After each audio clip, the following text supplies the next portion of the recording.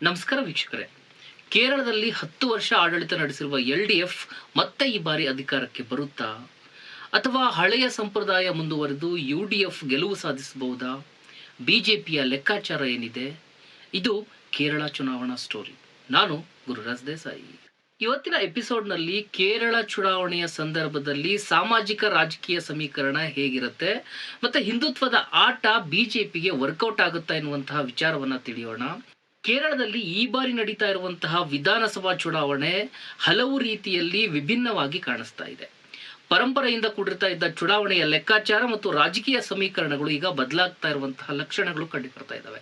ಕೇರಳದಲ್ಲಿ ನಡೀತಾ ಇರುವಂತಹ ಈ ಬಾರಿಯ ವಿಧಾನಸಭಾ ಚುನಾವಣೆ ಹಲವಾರು ರೀತಿಯಲ್ಲಿ ವಿಭಿನ್ನವಾಗಿ ಕಾಣಿಸ್ತಾ ಇದೆ. ಪರಂಪರೆಯಿಂದ ಕೂಡಿರ್ತಾ ಇದ್ದಂತಹ ಚುನಾವಣಾ ಲೆಕ್ಕಾಚಾರಗಳು ಮತ್ತು ರಾಜಕೀಯ ಸಮೀಕರಣಗಳು ಈಗ ಬದಲಾಗ್ತಾ ಇರುವಂತಹ ಲಕ್ಷಣಗಳು ಕಂಡು ಬರ್ತಾ ಇದ್ದಾವೆ. ಹೊಸ ಸಾಮಾಜಿಕ ರಾಜಕೀಯ ಸಮೀಕರಣಗಳು ರೂಪುಗೊಳ್ತಾ ಇರುವಂತದ್ದು ಕಂಡು ಬರ್ತಾ ಇರೋದ್ರಿಂದ ಆಡಳಿತದಲ್ಲಿರುವಂತಹ CPIM ನೇತೃತ್ವದ LDF ಮತ್ತು ವಿರೋಧ ಪಕ್ಷ ಕಾಂಗ್ರೆಸ್ ನೇತೃತ್ವದ UDF ನಡುವೆ ನೆಕ್ ಟು ನೆಕ್ ಫೈಟ್ ಕಂಡು ಬರ್ತಾ ಇದೆ. ಇದೇ ವೇಳೆ ಬಿಜೆಪಿ ಕೂಡ ಮೂರನೇ ಶಕ್ತಿಯಾಗಿ ಪ್ರವೇಶವನ್ನ ಮಾಡೋದಕ್ಕೆ ತನ್ನ ಪ್ರಯತ್ನವನ್ನ ಮುಂದುವರಿಸ್ತಾ ಇದೆ. 2021ರಲ್ಲಿ ನಡೆದಂತಹ ವಿಧಾನಸಭಾ ಚುನಾವಣೆ ಕೇರಳದ ರಾಜ್ಯದ ರಾಜಕೀಯ ಚರಿತ್ರೆಯಲ್ಲಿ ಮಹತ್ವದ ತಿರುವನ್ನ ಪಡೆದುಕೊಳ್ಳುತ್ತೆ.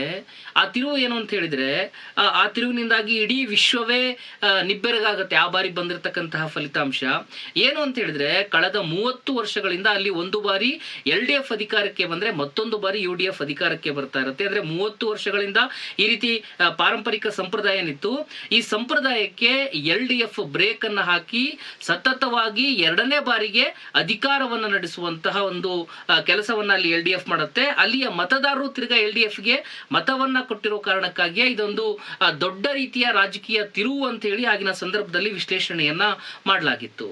ಬಹಳಷ್ಟು ಜನ ಇದು ಬರೀ ಕೇವಲ LDF ನ ಜಯ ಅಷ್ಟೇ ಅಲ್ಲ, LDF ನ ಕೊಟ್ಟಿರ್ತಕ್ಕಂತಹ ಆಡಳಿತದ ಕಾರ್ಯಕ್ಷಮತೆ ಏನಿದೆ ಅದು ಜನರಿಗೆ ಇಷ್ಟ ಆಗಿತ್ತು. LDF ಜನರಿಗೆ ಹತ್ತಿರವಾಗಿರುವಂತಹ ಕಲ್ಯಾಣ ಯೋಜನೆಗಳನ್ನ ಜಾರಿ ಮಾಡಿತ್ತು. ಆ ಕಾರಣಕ್ಕಾಗಿಯೇ LDF ಅನ್ನ ಸತತವಾಗಿ ಗೆಲ್ಲಿಸುವಂತಹ ಪ್ರಯತ್ನವನ್ನ ಆ ಮತದಾರರು ಮಾಡಿದ್ರು ಅಂತ ಹೇಳಿ ಆಗಿನ ಸಂದರ್ಭದಲ್ಲಿ ರಾಜಕೀಯ ವಿಶ್ಲೇಷಕರು ಹೇಳಿದ್ರು. ಈಗಲೂ ಕೂಡ ಅಂದ್ರೆ 2026ರ ಚುನಾವಣೆಯಲ್ಲೂ ಕೂಡ ಕೇರಳದ ಜನತೆ ಮತ್ತೊಮ್ಮೆ LDF ಸರ್ಕಾರವನ್ನ ಆಯ್ಕೆ ಮಾಡುವಂತಹ ಸಾಧ್ಯತೆಗಳು ಇವೆ ಎನ್ನುವಂತಹ ಚರ್ಚೆಗಳು ಕೂಡ ಈಗ ಅಲ್ಲಲ್ಲಿ ಕೇಳಿ ಬರ್ತಾ ಇದ್ದಾವೆ. ಹಾಗೇನಾದ್ರೂ ಮತ್ತೆ ಕೇರಳದಲ್ಲಿ ಎಡರಂಗ ಅಧಿಕಾರಕ್ಕೆ ಬಂದ್ರೆ ದೇಶದಲ್ಲಿ ಎಡಶಕ್ತಿಗಳ ಬಲ ಹೆಚ್ಚಾಗುತ್ತೆ.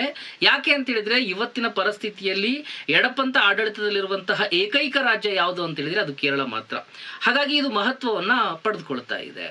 ಇನ್ನು UDFಗೆ ಈ ಚುನಾವಣೆ ಬಹಳಷ್ಟು ಭಯವನ್ನ ಹುಟ್ಟಿಸ್ತಾ ಇದೆ. ಯಾಕೆ ಅಂತ ಹೇಳಿದ್ರೆ, ಕಳೆದ 10 ವರ್ಷದಿಂದ ಅವರು ಅಧಿಕಾರದಿಂದ ದೂರ ಇದ್ದಾರೆ. ಅವರು ಮೊದಲ ಬಾರಿ ಈ ಬಾರಿಯ ಚುನಾವಣೆಯನ್ನ ಆತಂಕದಲ್ಲಿ ಎದುರಿಸ್ತಾ ಇದ್ದಾರೆ ಅಂತೇಳಿ ಅಲ್ಲಿಯ ಏನು ಸ್ನೇಹಿತರಿದ್ದಾರೆ ಅವರೆಲ್ಲರೂ ಕೂಡ ಮಾಹಿತಿಯನ್ನ ಕೊಡ್ತಾ ಇದ್ದಾರೆ.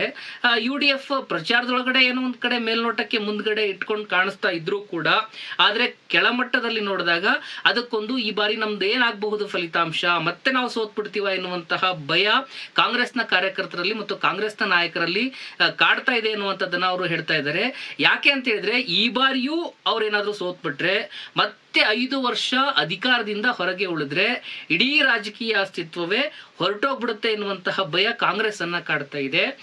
ಮತ್ತೆ ಇತರೆ ರಾಜ್ಯಗಳಿಂದಲೂ ಕೂಡ ಕಾಂಗ್ರೆಸ್ ಸೋಲಿನಿಂದ ಬಳಲ್ತಾ ಇದೆ. ಬಹಳಷ್ಟು ಕಡೆಗಳಲ್ಲಿ ಬಹಳಷ್ಟು ರಾಜ್ಯಗಳಲ್ಲಿ ಕಾಂಗ್ರೆಸ್ ಸೋಲ್ತಾ ಇರುವಂತದ್ದನ್ನ ನಾವು ಗಮನಿಸ್ತಾ ಇದ್ದೀವಿ. ಆ ಸೋಲಿನಿಂದನೂ ಕೂಡ ಈಗಾಗಲೇ ಕಾಂಗ್ರೆಸ್ ಬಳಲ್ತಾ ಇದೆ. ಮತ್ತೆ ಕೇರಳದಲ್ಲೂ ಕೂಡ ಇದೇ ರೀತಿಯಾಗಿರ್ತಕ್ಕಂತಹ ನಿರೀಕ್ಷೆ ಆಗ್ಬಿಟ್ರೆ, ಏನಾದರೂ ಚುನಾವಣೆಯನ್ನು ಅವರು ಸೋತ್ಬಿಟ್ರೆ ದೊಡ್ಡ ಪ್ರಮಾಣದೊಳಗಡೆ ಕಾಂಗ್ರೆಸ್ಗೆ ಹಿನ್ನಡೆಯಾಗುವಂತಹ ಸಾಧ್ಯತೆ ಇದಾವೆ ಎನ್ನುವಂಥದ್ದನ್ನು ಕೂಡ ಅಲ್ಲಿಯ ಮತದಾರರು ಹೇಳ್ತಾ ಇದ್ದಾರೆ. ಇನ್ನು ಹೇಗಾದ್ರೂ ಮಾಡಿ ತನ್ನ ಮತವನ್ನ ಸ್ಥಾನಗಳಾಗಿ ಪರಿವರ್ತನೆ ಮಾಡಿ ಹೇಗಾದ್ರೂ ಮಾಡಿ 1-2 ಸೀಟ್ಗಳನ್ನ ಗೆಲ್ಬೇಕು ಅಂತೇಳಿ ಚುನಾವಣಾ ಲೆಕ್ಕಾಚಾರವನ್ನ ಬಿಜೆಪಿ ಕೂಡ ಹಾಕ್ತಾ ಇದೆ. ಹಾಗಾಗಿ ಎಲ್ಲ ಅಂಶಗಳು ಕೂಡ ಭಾರಿ ಕುತೂಹಲವನ್ನ ಕೆರಳಿಸಿದಾವೆ. ನಾವೀಗ ಕೇರಳದಲ್ಲಿ ಚುನಾವಣಾ ಸಮೀಕರಣ ಹೇಗಿದೆ ಅನ್ನುವಂಥದ್ದನ್ನ ನೋಡೋಣ. ಕೇರಳದ ಸಾಮಾಜಿಕ ರಚನೆ ಭಾರತದ ಇತರೆ ರಾಜ್ಯಗಳಿಗಿಂತ ವಿಶೇಷ ಆಗಿದೆ. ಹಿಂದೂ, ಮುಸ್ಲಿಂ ಮತ್ತೆ ಕ್ರೈಸ್ತ ಸಮುದಾಯಗಳ ನಡುವೆ ಸಮತೋಲನ ಅಲ್ಲಿ ಇರ್ತಕ್ಕಂಥದ್ದನ್ನ ನಾವು ಕಾಣಬಹುದು. ಯಾವುದೇ ಒಂದು ಸಮುದಾಯ ಸಂಪೂರ್ಣವಾಗಿ ಪ್ರಭಾವ ಬೀರುವಂತಹ ಸ್ಥಿತಿ ಇಲ್ಲ. ಈ ನಮ್ಮ ಕರ್ನಾಟಕದಲ್ಲಾದ್ರೆ ಎಲ್ಲೋ ಒಂದು ಭಾಗದೊಳಗಡೆ ಲಿಂಗಾಯತರ ಪ್ರಭಾವ ಇರುತ್ತೆ, ಇನ್ನೊಂದು ಭಾಗದೊಳಗಡೆ ಒಕ್ಕಲಿಗರ ಪ್ರಭಾವ ಇರುತ್ತೆ, ಇನ್ನೊಂದು ಇದರೊಳಗಡೆ ದಲಿತರ ಪ್ರಭಾವ ಇರುತ್ತೆ, ಇನ್ನೊಂದು ಕಡೆ ಬೇರೆ ಜಾತಿಯ ಒಂದು ಪ್ರಾಬಲ್ಯದಿಂದಾಗಿ ಪಕ್ಷಗಳು ಗೆಲುವನ್ನ ಸಾಧಿಸ್ತಾ ಇರುವಂತದ್ದನ್ನ ನಾವು ನೋಡ್ತೀವಿ. ನೋಡ್ತೀವಿ. ಆದ್ರೆ ಕೇರಳದೊಳಗಡೆ ಈ ರೀತಿ ಯಾವುದೇ ರೀತಿಯಾಗಿರ್ತಕ್ಕಂತಹ ಒಂದೇ ಸಮುದಾಯದ ಮೇಲೆ ಡಿಪೆಂಡ್ ಆಗಿ ಚುನಾವಣೆಯನ್ನ ಎದುರಿಸುವಂತಹ ಅವಶ್ಯಕತೆ ಇಲ್ಲಿಯವರೆಗೆ ಬಂದಿಲ್ಲ.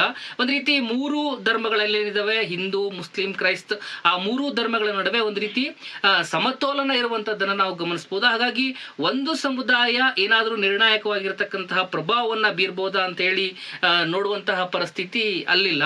ಈ ಸಮತೋಲನನೇ ಕೇರಳದ ರಾಜಕೀಯವನ್ನ ನಿರ್ಧಾರ ಮಾಡ್ತಾ ಇರುವಂತದ್ದನ್ನ ಹಲವು ವರ್ಷಗಳಿಂದ ಗಮನಿಸ್ತಾ ಇರುವಂತದ್ದನ್ನ ನಾವು ಇಲ್ಲಿ ಒಂದು ಅಂಶವಾಗಿ ನೋಡ್ಬೇಕಾಗಿದೆ.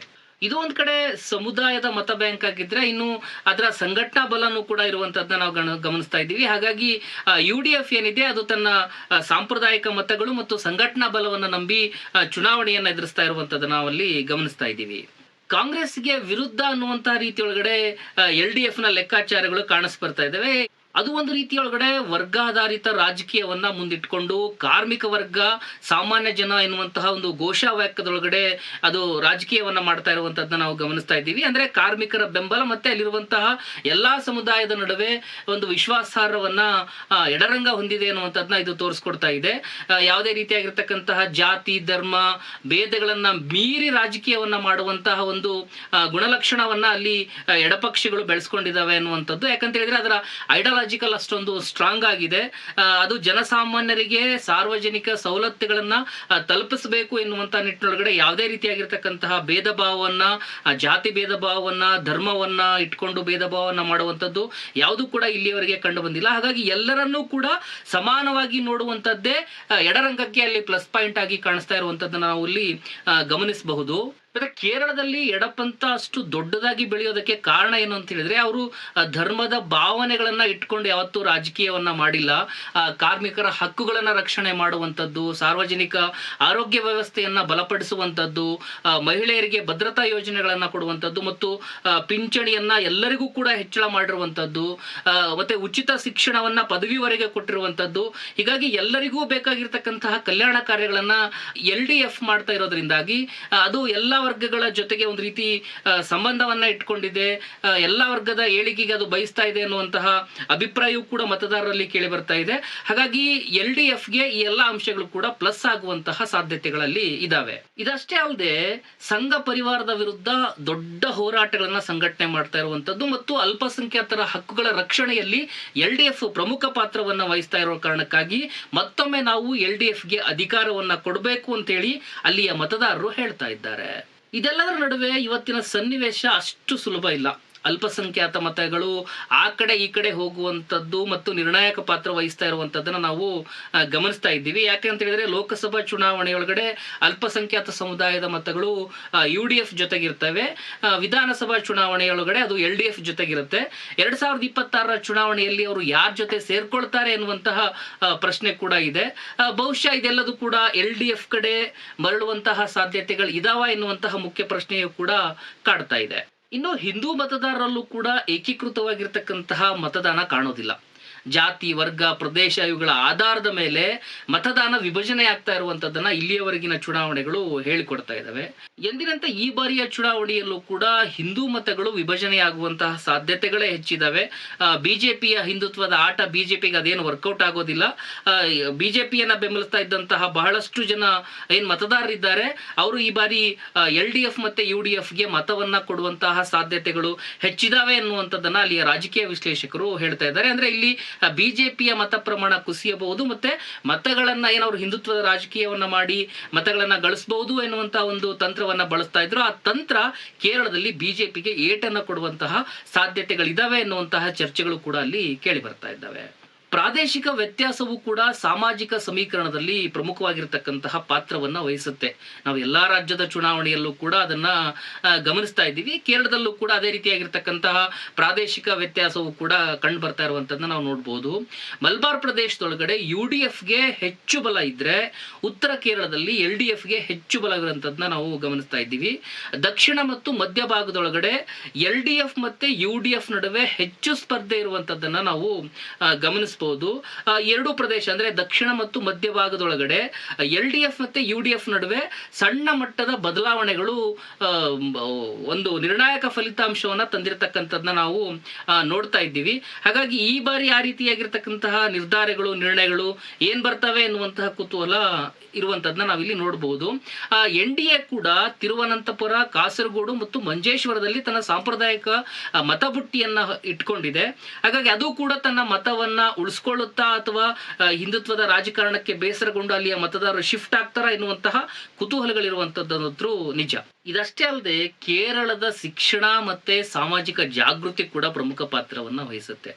ಈಗಾಗಲೇ ಕೇರಳ ಸಾಕ್ಷರರ ನಾಡು ಅಂತ ಹೇಳಿ ಅದು ಖ್ಯಾತಿಯನ್ನ ಪಡೆದುಕೊಂಡಿದೆ. ಅಲ್ಲಿರುವಂತವರು ಬುದ್ಧಿವಂತಿಕೆಯಿಂದ ಯೋಚನೆಯನ್ನ ಮಾಡ್ತಾರೆ. ಆ ಕಾರಣಕ್ಕಾಗಿ ಒಂದು ಬಾರಿ LDF, ಒಂದು ಬಾರಿ UDF ಗೆ ಅವರು ಮತವನ್ನ ಕೊಡ್ತಾ ಇದ್ರು ಎನ್ನುವಂಥದ್ದನ್ನ ಹಿಂದ್ಲಿಂದನೂ ಕೂಡ ನಾವು ಕೇಳಿ ಬರ್ತಾ ಇದ್ದೀವಿ. ಹಾಗಾಗಿ ಅಲ್ಲಿರುವಂತಹ ಶಿಕ್ಷಣ ಮಟ್ಟ ಏನಿದೆ, ಜನರ ಶಿಕ್ಷಣ ಮಟ್ಟ, ಅವರು ನಮ್ಮ ಕರ್ನಾಟಕದ ಚುನಾವಣೆಯಂತೆ ಯಾವುದೋ ಹಣಕ್ಕಾಗಿಯೋ ಅಥವಾ ಇನ್ನೊಂದು ಆಮಿಷಗಾಗಿಯೋ ಬಲಿಯಾಗುವಂಥದ್ದು ಅಥವಾ ಮತವನ್ನ ಮಾರಿಕೊಳ್ಳುವಂಥದ್ದು ಕಂಡು ಬರೋದಿಲ್ಲ. ಅಲ್ಲಿ ವ್ಯವಸ್ಥಿತವಾಗಿರ್ತಕ್ಕಂತಹ ಚುನಾವಣೆಗಳೇ ನಡೀತವೆ. ಮತ್ತೆ ಅಲ್ಲಿರುವಂತಹ ಮತದಾರರ ಶಿಕ್ಷಣ ಮಟ್ಟ ಉತ್ತಮ ಆಗಿರೋದ್ರಿಂದ ಮತ್ತೆ ಸಾಮಾಜಿಕವಾಗಿ ಜಾಗೃತಿಯನ್ನ ಅವರು ಪಡೆದಿರೋ ಕಾರಣಕ್ಕಾಗಿಯೇ ಅವರು ಯಾರಿಗೆ ಮತವನ್ನ ಕೊಟ್ರೆ ನಮಗೆ ಅನುಕೂಲ ಆಗುತ್ತೆ. ಹಾಗಾಗಿ ಕಲ್ಯಾಣ ಕಾರ್ಯಕ್ರಮಗಳು ಯಾರು ನಮ್ಮನ್ನ ಚೆನ್ನಾಗಿಡ್ತಾರೆ, ಯಾರು ನಮ್ಮನ್ನ ಚೆನ್ನಾಗಿ ನೋಡ್ಕೊಳ್ತಾರೆ, ಯಾವ ಪಕ್ಷ ಆಡಳಿತವನ್ನ ನಡೆಸಿದ್ರೆ ಕೇರಳ ಅಭಿವೃದ್ಧಿ ಆಗ್ಲಿಕ್ಕೆ ಸಾಧ್ಯ, ನಾವು ಅಭಿವೃದ್ಧಿ ಆಗ್ಲಿಕ್ಕೆ ಸಾಧ್ಯ ಎನ್ನುವಂಥದ್ದನ್ನ ಗಮನದಲ್ಲಿ ಇಟ್ಕೊಂಡು ಮತವನ್ನ ಕೊಡ್ತಾ ಇರುವಂತದ್ದನ್ನ ನಾವು ಪ್ರತಿ ವರ್ಷದ ಚುನಾವಣೆಯನ್ನ ಗಮನಿಸಿದ್ರೆ ನಮಗೆ ಸ್ಪಷ್ಟವಾಗಿ ಗೊತ್ತಾಗುತ್ತೆ. ಕೇರಳದೊಳಗಡೆ ಸಾಕ್ಷರರಿದ್ದಾರೆ, ಬುದ್ಧಿವಂತರಿದ್ದಾರೆ ಅಂತ ಅಂದುಕೊಂಡಾಗ್ಲೂ ಕೂಡ ಬಿಜೆಪಿ ತನ್ನ ಹಿಂದುತ್ವದ ರಾಜಕಾರಣವನ್ನ ಕೇರಳದಲ್ಲೂ ಕೂಡ ಮಾಡ್ತಾ ಇರುವಂತದ್ದನ್ನ ನಾವು ನೋಡ್ತಾ ಇದ್ದೀವಿ. ಹಾಗಾಗಿ ಇದು ಬಿಜೆಪಿಗೆ ಲಾಭವಾಗುತ್ತಾ ಎನ್ನುವಂತಹ ಪ್ರಶ್ನೆಯು ಸಹಜವಾಗಿ ಈ ಚುನಾವಣೆಯಲ್ಲಿ ಕೇಳಿ ಬರ್ತಾ ಇರುವಂತದ್ದನ್ನ ನಾವು ನೋಡ್ತಾ ಇದ್ದೀವಿ. ಹಾಗಾಗಿ ಕೇರಳದಲ್ಲಿ ಬಿಜೆಪಿಯ ಹಿಂದುತ್ವದ ರಾಜಕೀಯ ಪರಿಣಾಮವನ್ನ ನಾವು ನೋಡುವಾಗ ಅದು ಸಂಪೂರ್ಣವಾಗಿ ಯಶಸ್ವಿ ಆಗ್ಬಿಡುತ್ತೆ ಅಥವಾ ಸಂಪೂರ್ಣವಾಗಿ ಫೇಲ್ ಆಗ್ಬಿಡುತ್ತೆ ಅಂತೇಳಿ ಒಂದೇ ವಾಕ್ಯದೊಳಗಡೆ ಉತ್ತರ ಕೊಡ್ಲಿಕ್ಕೆ ಸಾಧ್ಯ ಇಲ್ಲ. ಯಾಕೆ ಅಂತ ಹೇಳಿದ್ರೆ ಅದು ತನ್ನದೇ ಆಗಿರ್ತಕ್ಕಂಥ ಒಂದು ಸ್ಥಿರವಾಗಿರ್ತಕ್ಕಂಥ ಮತದಾರರನ್ನ ನಿರ್ಮಾಣ ಮಾಡಿಕೊಳ್ಳುವಲ್ಲಿ ಯಶಸ್ವಿಯಾಗಿದೆ. ಕಳೆದ ಚುನಾವಣೆಗಳನ್ನ ಗಮನಿಸಿದ್ರೆ, ಅದರ ಮತ ಪ್ರಮಾಣವನ್ನ ಗಮನಿಸಿದ್ರೆ ಅದು ಯಶಸ್ವಿ ಆಗ್ತಾ ಬರ್ತಾ ಇರುವಂತದ್ದನ್ನ ನಾವು ಗಮನಿಸ್ತಾ ಇದೀವಿ. ಅದರಲ್ಲೂ ಕರಾವಳಿ ಭಾಗಕ್ಕೆ ಹೊಂದ್ಕೊಂಡಿರ್ತಕ್ಕಂತಹ ಕಾಸರಗೋಡು, ಮಂಜೇಶ್ವರದ ಸುತ್ತಮುತ್ತಲಿನ ವಿಧಾನಸಭಾ ಕ್ಷೇತ್ರಗಳೇನಿದ್ದಾವೆ, ಇಲ್ಲಿ ಕರಾವಳಿಯ ಇರ್ತಕ್ಕಂತಹ ಕೋಮು ಗಲಭೆಗಳು ಅಥವಾ ಕೋಮು ಧ್ರುವೀಕರಣ ಏನಿದೆ ಅಥವಾ ಆ ವಿಚಾರಗಳನ್ನ ಇಟ್ಕೊಂಡು ಆ ಭಾಗದಲ್ಲಿ ಕೇರಳದ ಮಂಜೇಶ್ವರ ಮತ್ತೆ ಕಾಸರಗೋಡಿನಲ್ಲಿ ಅದೇ ರೀತಿಯ ರಾಜಕೀಯವನ್ನ ಬಿಜೆಪಿ ಮಾಡ್ತಾ ಇರುವಂತದನ್ನ ಗಮನಿಸ್ತಾ ಇದ್ದೀವಿ. ಇದು ಬಿಜೆಪಿಗೆ ಎಲ್ಲೋ ಒಂದ್ ಕಡೆ ವರ್ಕೌಟ್ ಆದಂತೆ ಕಾಣಿಸ್ತಾ ಇದೆ. ಆದ್ರೆ ಅದು ಸ್ಥಾನವಾಗಿ ಕನ್ವರ್ಟ್ ಆಗ್ತಾ ಇಲ್ಲ ಅನ್ನುವಂಥದ್ದು ಪ್ರಮುಖವಾಗಿರ್ತಕ್ಕಂತಹ ವಿಚಾರ.